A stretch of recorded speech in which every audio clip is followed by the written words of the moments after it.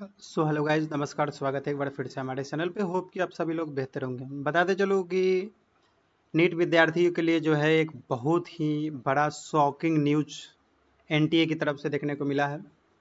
जी हाँ साथियों, नीट यानी national eligibility cum entrance test, जिसमें जो है डॉक्टर और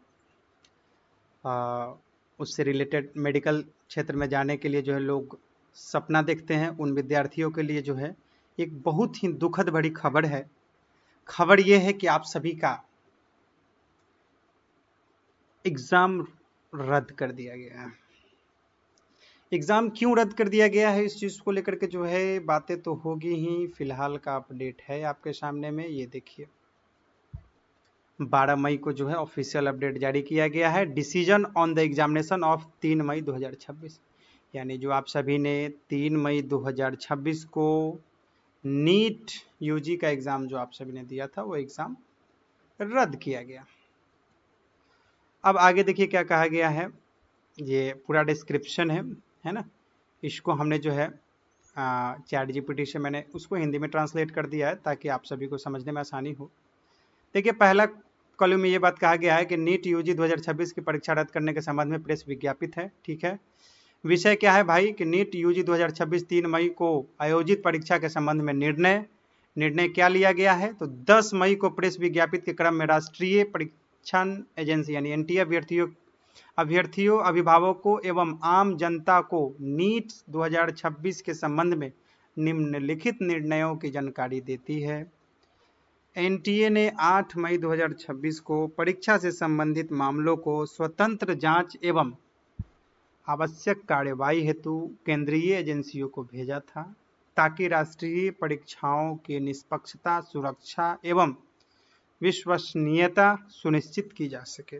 ठीक है, तो उन्होंने 8 मई को ही जो है इस मामले में जो है जांच का कार्रवाई करने के लिए जो है सेंट्रल एजेंसी को भेजा गया था।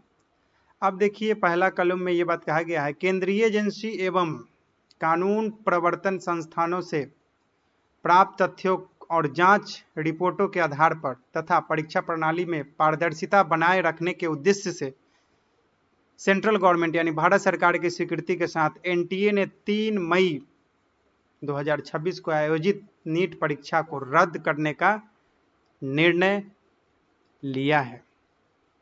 तो यहाँ पर जो है रद्द करने का निर्णय लिया गया है। अब अगला बात क्या है, सीबीआई जांच के भी आदेश दिए गए। तो ये सरकार और एनटीए के सूझबूझ से जो है विद्यार्थी के हित में देखते हुए विद्यार्थी को जो है कहने का मतलब है कि भविष्य को चर्चा के उद्देश्य से सोचते हुए उसको जो है ये बात कहा गया। सीबीआई जांच के आदेश दिए गए हैं। भारत सरकार ने इस मामले की व्यापक जांच के लिए central bureau of investigation CBI को सौंपने का निर्णय लिया, यानी कि ये रिपोर्ट अब सीबीआई को भी चला गया है। एनटीए जांच एजेंसी को पूर्ण सहयोग प्रदान करेगा।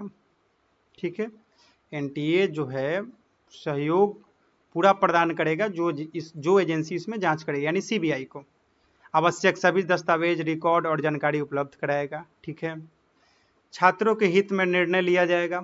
ठीक है, और यह निर्णय छात्रों के हित में ही लिया गया है, क्योंकि विश्वास को उद्देश्य से, ताकि विद्यार्थी एवं परिजनों का भरोसा बना रहे, क्योंकि ये सेंट्रल लेवल का आपका एग्जाम है नीट का, इसलिए जो है छात्रों के हित में यह निर्णय लिया गया है। एनटीए स्वीकार करता है कि पुनः परीक्षा से छात्रों और उनके परिवारों को असुविधा होगी, लेकिन परीक्षा को यथावत रहने देना इस विश्वास को अधिक गंभीर और अस्थायी नुकसान पहुंचाता।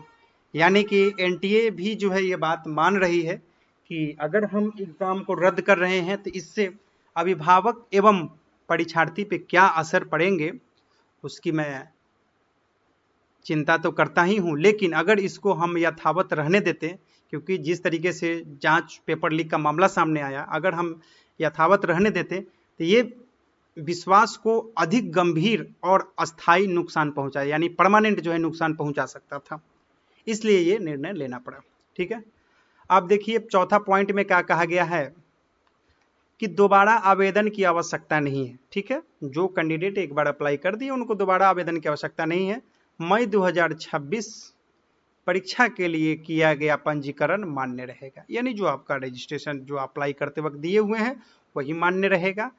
पहले से भरे गए परीक्षा केंद्र विकल्प यथावत रहेंगे, ठीक है, यानी पहले से जो भरे गए परीक्षा केंद्र है का जो विकल्प है वो यथावत रहेगा। नया आवेदन फॉर्म भरने की कोई आवश्यकता नहीं है, ना ही कोई एग्जामिनेशन शुल्क देने यानी कि एग्जाम फीस देने की कोई आवश्यकता नहीं। पहले जमा की गई परीक्षा फीस छात्रों को वापस कर दी जाएगी। ये देखिए बहुत बड़ा अपडेट दिया गया है। पहले जमा की गई परीक्षा फीस छात्रों को वापस कर दी जाएगी। पुनः परीक्षा एनटीए को अपने आंतरिक संसाधनों से आयोजित करेगा, यानी कि एनटीए ने जो है कैंडिडेट का जो फीस है उसको जो है वापस करेगी और अपना संसाधन लगा करके पुनः परीक्षा कराएगी। ये चौथा पॉइंट आप देखिए, इंग्लिश में भी आप देख सकते हैं। The registration data candidates and the examination centre opted in the May 2026 cycle will be carried forward, वही कैरिड फॉरवर्ड होगा। रिकंडक्टेड एग्जाम होगा। No fresh registration will be required, कोई फ्रेश रजिस्ट्रेशन रिक्वायर्ड नहीं होगा।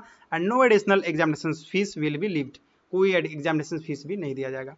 इन एडिशनल, जबकि फी already paid, फी जो है आपका ऑलरेडी पेड है और will be refunded to the student and the exam will be reconduct using NTA internal resources. तो आपका फीस जो है रिफंड हो रहा है, तो ये एक बहुत बड़ी अपडेट है, ठीक है, कि आपका फीस इस बार रिफंड होगा, है ना। कहीं ना कहीं जो है एक सहानुभूति प्रदान करने के लिए एनटीए ने इस तरीके का निर्णय लिया है कि फीस को रिफंड कर रही है और पुनः एग्जाम कराएगी वो अपने रिसोर्सेज पे, ठीक है।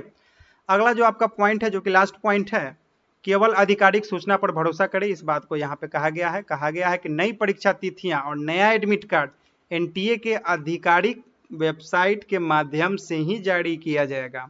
अभ्यर्थी एवं अभिभावकों से अनुरोध है कि वे केवल आधिकारिक सूचनाओं पर विश्वास करें और सोशल मीडिया पर प्रसारित अपुष्ट खबरों से सावधान रहें, यानी सोशल मीडिया के जो खबरें हैं उससे सावधान रहें।